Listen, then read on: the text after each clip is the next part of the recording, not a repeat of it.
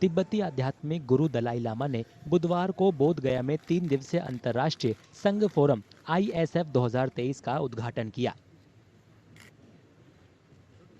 इस कार्यक्रम में कई देशों के संघ प्रमुख और बौद्ध स्कॉलर शामिल हो रहे हैं। इस मौके पर अरुणाचल प्रदेश के मुख्यमंत्री पेमा खांडू भी मौजूद रहे।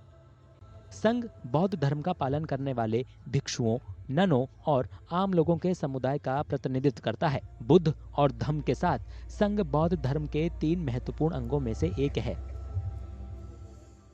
I think it's very interesting to be able to gather all the Sangha from some international, from various countries to come here and understand all the Dhamma and all the Vinaya that all the Sangha has been practiced for a long time. And I think it will create and get a lot of new things for the Buddhism.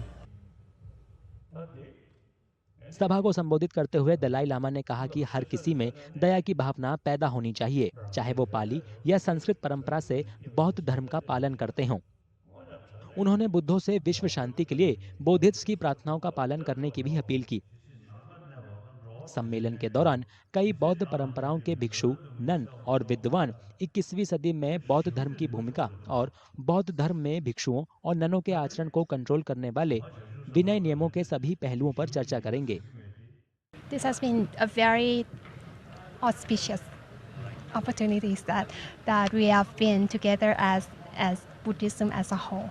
I think this could be a very good step to gather our force and walking forward toward peace.